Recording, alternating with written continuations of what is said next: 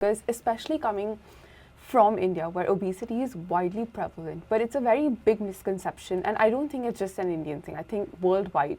But it also depends on the severity. Correct. For somebody who has, like stage 2, hypertension, or has very severe osteoarthritis, no populations are the perfect example to be able to explain why this is a disease process.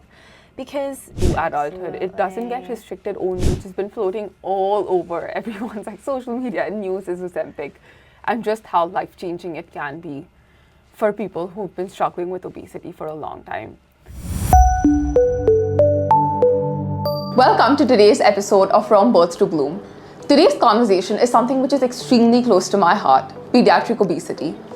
Dr. Jennifer Mulligan is an obesity medicine physician at the Mass General Hospital in Boston and also an instructor in the Department of Medicine. She brings with her deep passion about the world of obesity and especially pediatric obesity.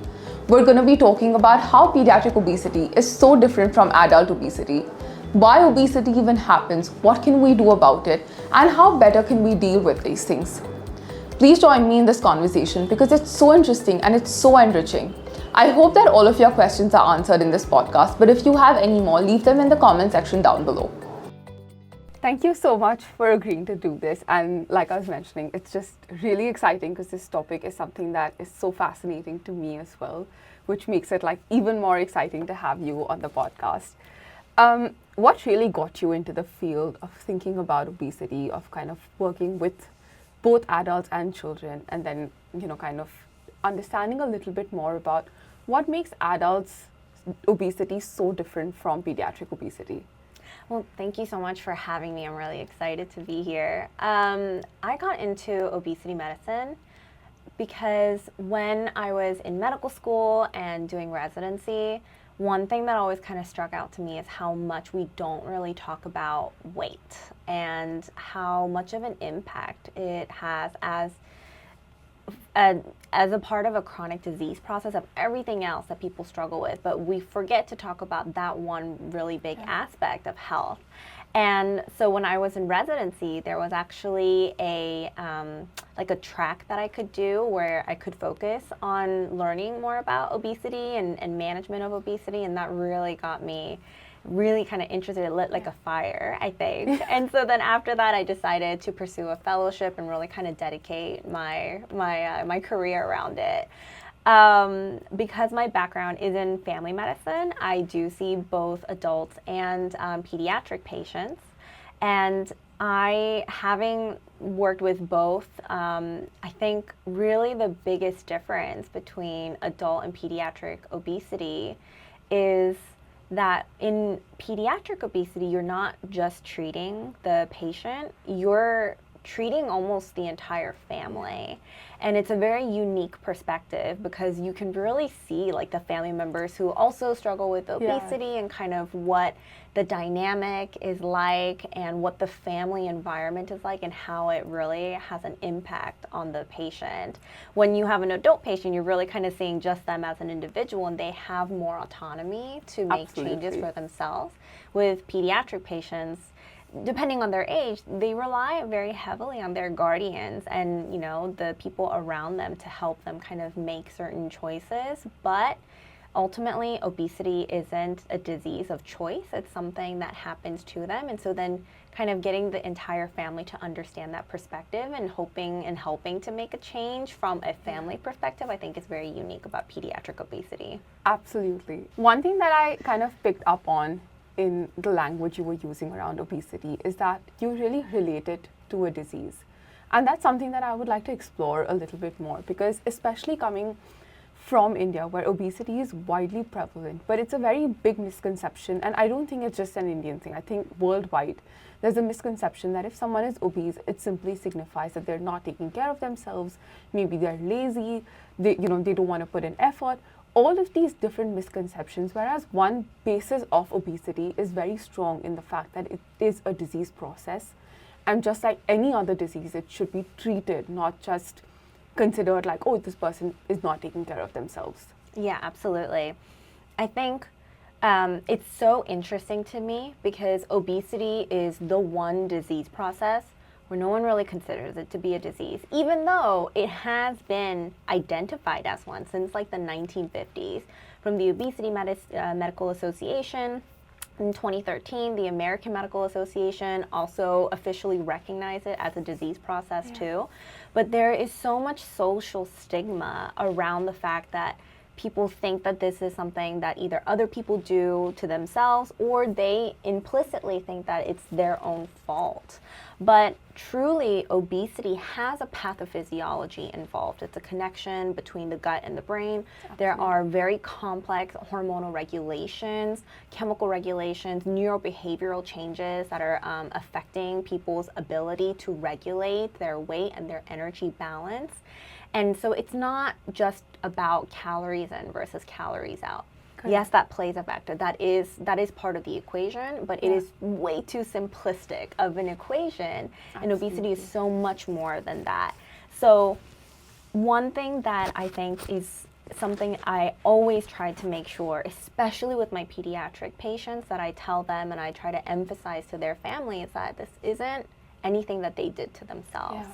This is something that's happening to them. There is genetic factors, there are environmental factors, and behavioral and mental health components to obesity. And so to treat obesity means not just talking about lifestyle changes, although that is important, but also exploring medical options and surgical options just the same way that we would do for any other chronic disease. Correct.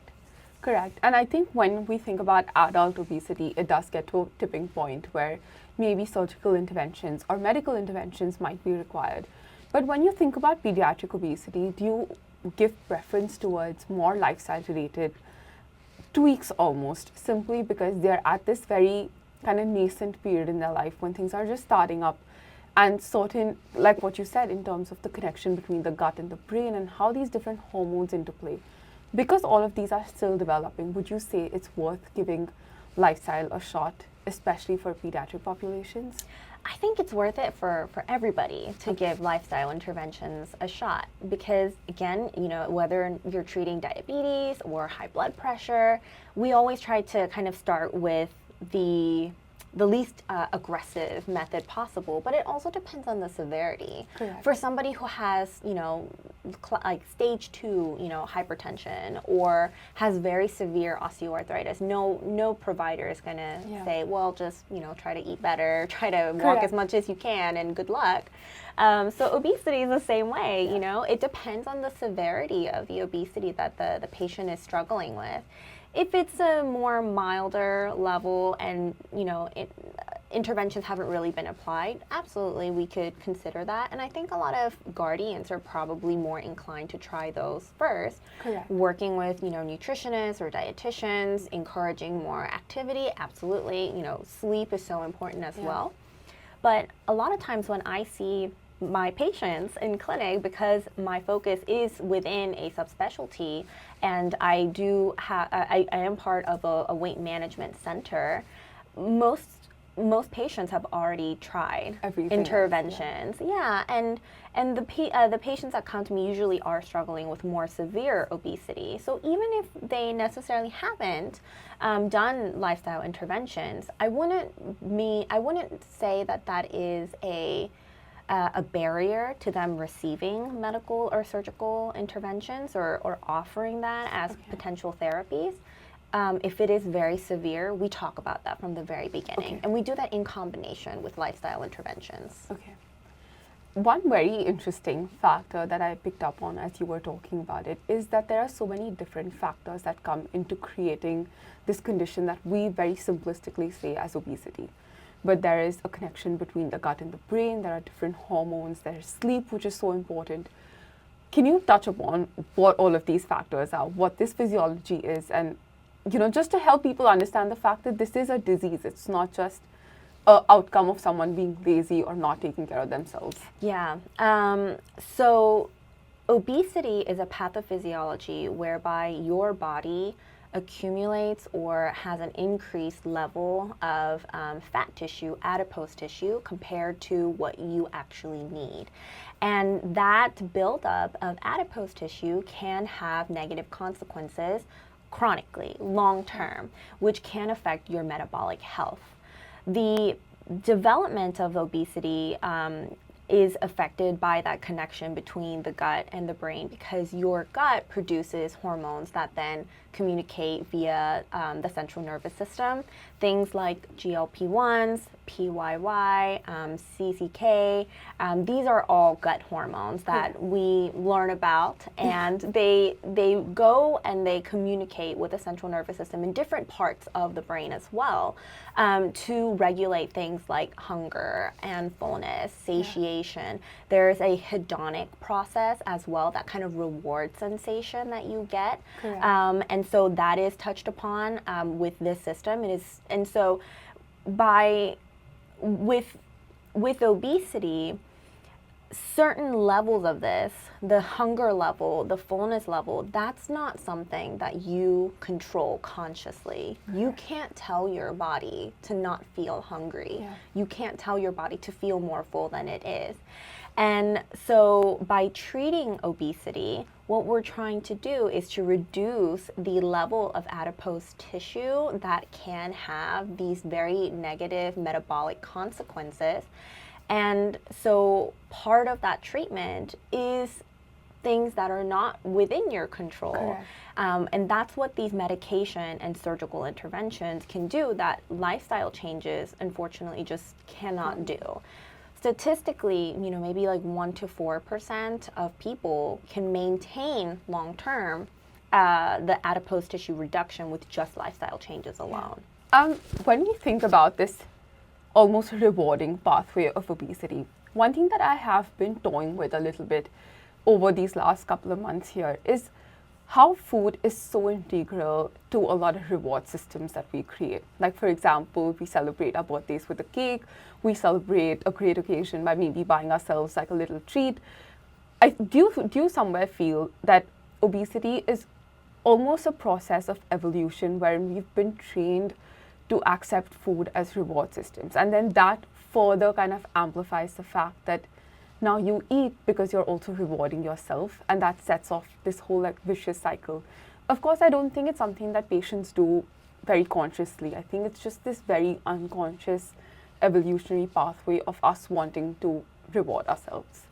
Yeah, I think that idea of the reward also comes with palatability of certain foods. So things like sweet and salty things are definitely cravings that people experience. Most people don't really have cravings for like sour or bitter things. It's usually the sweet and salty, and that definitely activates that that hedonic pathway, because those particular types of food have been shown to be rather addicting. And so in that way, because it does set off, it increases like your serotonin levels and your dopamine levels. It makes you feel good. It gives you that kind of almost like a little bit of a high, I guess. And in that way, it feels like a reward. So yes, I do think that is a factor that is affected with obesity and can contribute to obesity as well. But ultimately, when we treat obesity, although interventions such as like the medications or surgery can have an impact on that, that's not ultimately what we're treating. We're treating that adipose tissue dysfunction. But it is absolutely important to also work with behavioral health specialists to help kind of from that addiction standpoint almost with food.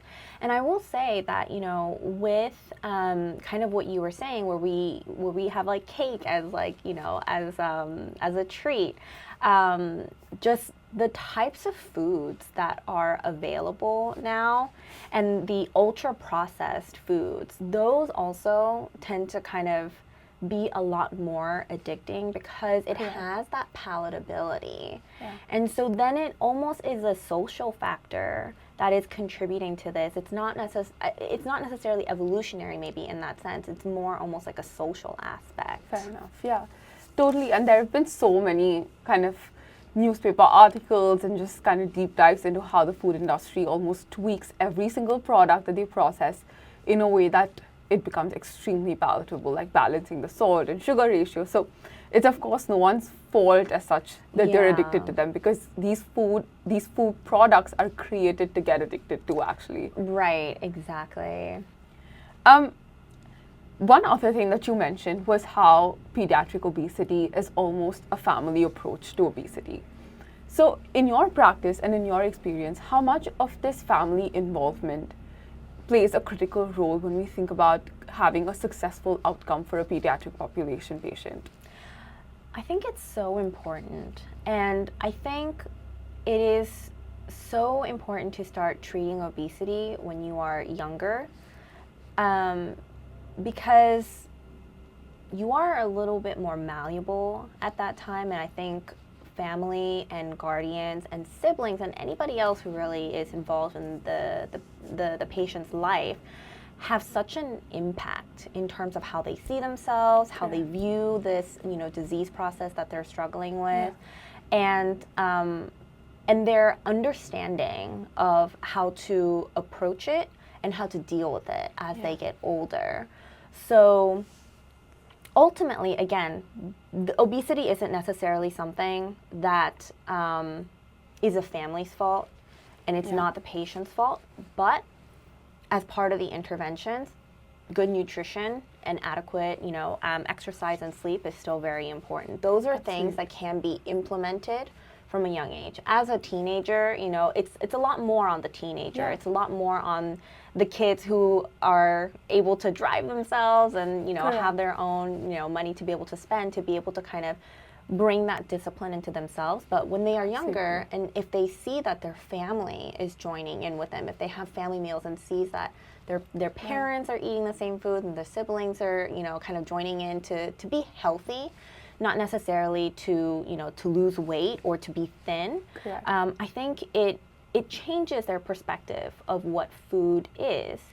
And so from a young age, I think family life is so important. As they get older, social support, what their friends are doing is probably a little bit more important maybe than what their parents are doing. Absolutely. But in that perspective, then I think it's important to ask the patient, what is your motivation for wanting to treat your obesity?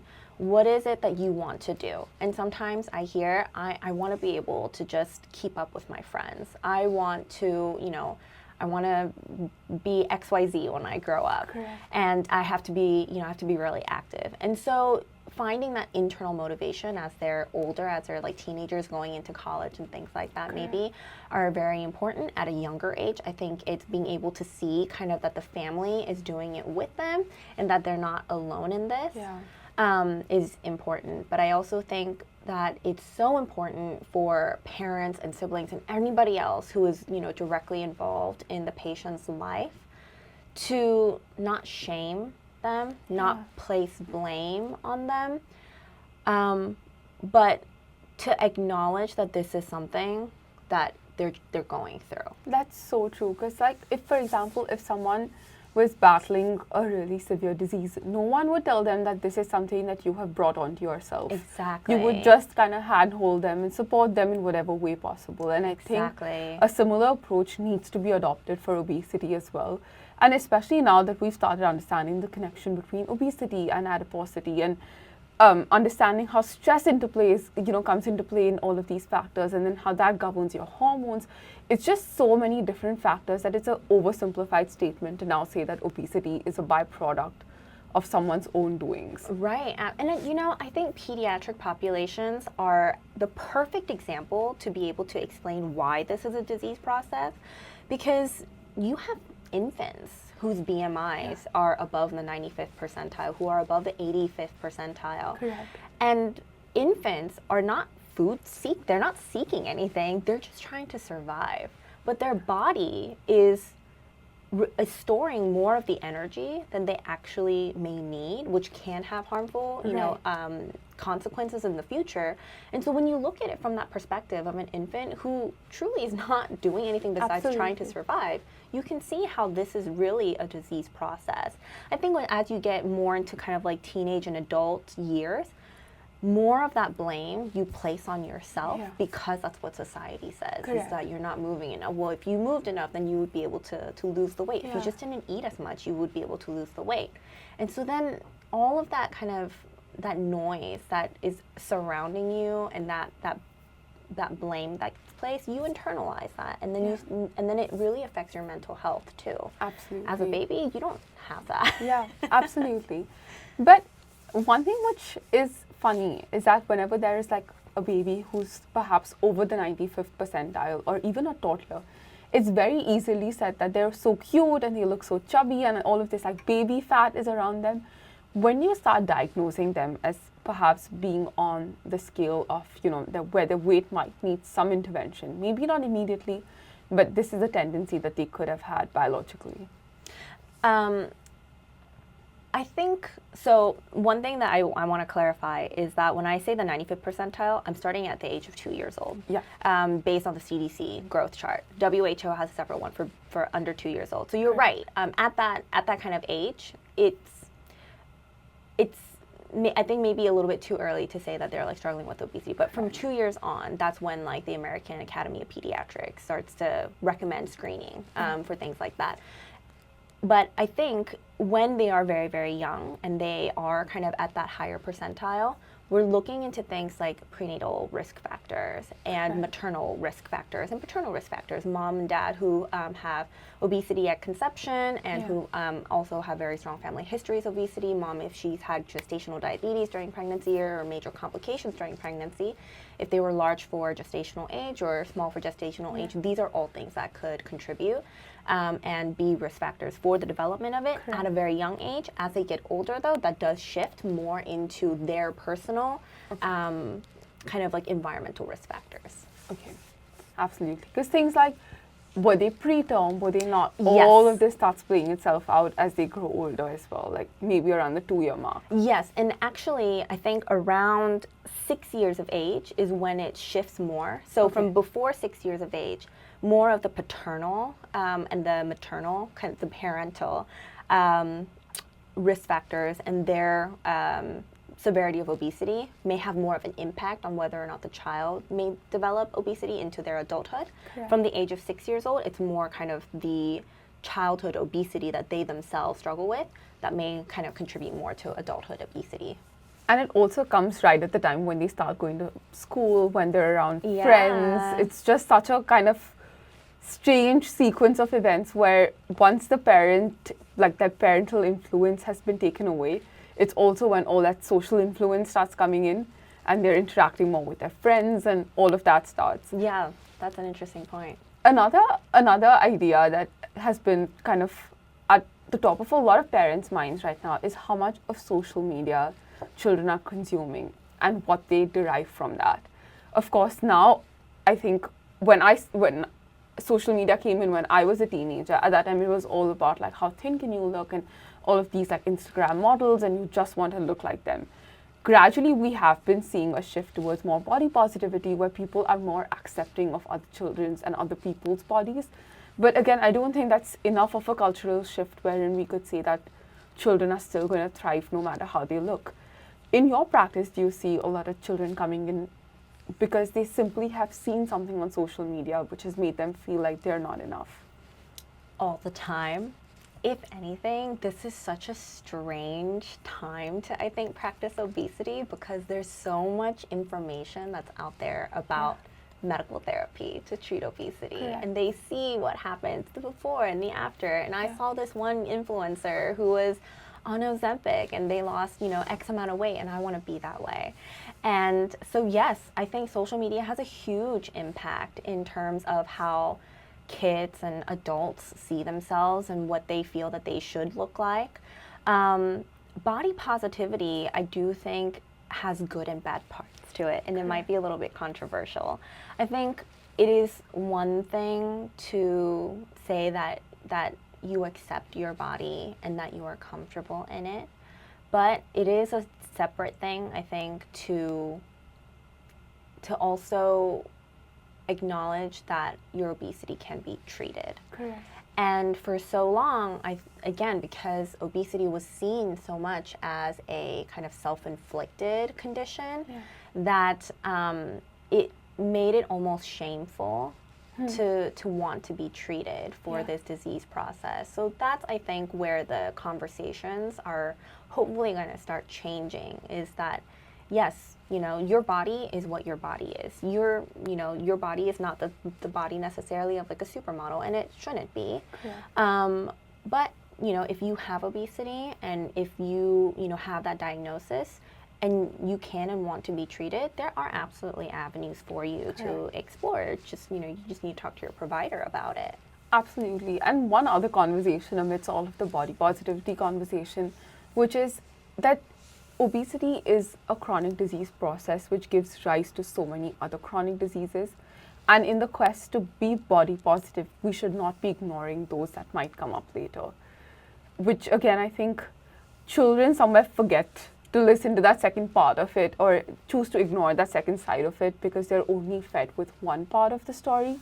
So it's this really tricky balance of you need to be confident, but then you also need to be aware of what it can do. Yeah, and I think that's like the struggle right now, right? With positive body positivity, like what does it mean to love yourself, but also like accept, you know, that you can be healthy, and that obesity does have long-term impacts for you.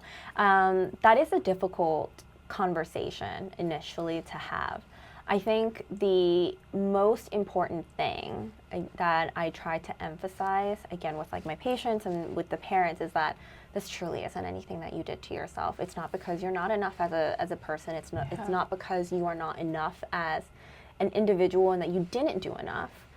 This is something that your body is going through, and your body naturally should be able to regulate your weight. The same way that it should be able to regulate your sugar levels, the same way that you should be able to regulate your blood pressure without consciously thinking about it, your body should be able to regulate the adipose tissue as well. But it's not, and it's not doing it correctly. It's not doing it effectively enough for your body to be healthy long term. So then because of that, that's why that I tell my patients, that's why you're here. That's why we're working together to see kind of how we can try to treat you. That's such an important message, and I really want to like underscore this for everyone who might be listening or watching, because again, this message just gets lost amidst all of that other information which is floating around. And it's so important, especially for children, because I think so much of their sense of self also gets developed around the age of 6 and 7, when they start interacting with their peers and they start identifying who they are, but as a relation to the rest of the society. And if at that point they're struggling with something where people are constantly telling them that this is your own doing and it's your own fault, I think those psychological like self-esteem problems continue much into adulthood. It doesn't get restricted only into childhood. Yeah, and I have a lot of adult patients too, you know, who struggle with obesity since they were kids. And it's sad to think that, you know, if we had just kind of recognized obesity much earlier on, that they themselves maybe could have, you know, had different trajectories in terms of their treatment. Absolutely. And I think the one golden word which has been floating all over everyone's like social media and news is Ozempic, and just how life-changing it can be for people who've been struggling with obesity for a long time. We all know kind of the good side of Ozempic, which is that it really helps improve people in how they have been managing their weight. And it's almost like this magical drug which people are getting access to, and it just completely changes the way you look. But what is the other side of Ozempic, which we perhaps are not seeing that much on social media? Like, for example, when the surgical procedures of like kind of decreasing the size of your stomach or inserting a balloon into your stomach to kind of fill up the space for coming out. One side of it was the benefit that, you know, you're losing weight drastically, you can still consume food that you were previously, but now it's just a lesser quantity. But the other side of it was that there's so much micronutrient deficiency that's happening that your body kind of suffers through that. Once this procedure is reversed, then your body is going to go back to the way it used to be. All of these conversations were kind of not really had. So is that something that you've seen with Ozempic, where you would kind of want to tell us a little bit more about the flip side of Ozempic? Yeah, so I think a very important distinction is that Ozempic is not FDA approved to treat obesity. Ozempic is FDA approved to treat diabetes. Ozempic has a twin called Wegovy, and they are the exact same medications, but Wegovy is FDA approved to treat obesity starting from the age of 12. There's actually new studies actually from the age of 6 and up that show that it's safe and effective to use, but it's currently FDA approved to treat 12 and up. And so not all GLP-1s are used or are approved by the government to treat to treat all obesity. So things like Wegovy, Zepbound, Saxenda are FDA approved to treat obesity. Zepbound is not FDA approved to treat pediatric patients, but Wegovy and Saxenda are. But that being said, getting back to your question, yes, I think there are aspects of these medications that are not necessarily discussed or kind of, talked about in social media. And it has to do with that because obesity is a chronic disease, you are using these medications long term. This is not a medication where you start and stop once you get to a desired weight, which also ideal weights don't exist. And so it's not like a diet pill. Yeah. It's not like the way that, sometimes these things are advertised. Obesity being a chronic disease process requires chronic treatment. So if it is effective, if you tolerate it well, you'll be on it long term. There is no endpoint that we can tell you at this point, that I can tell you.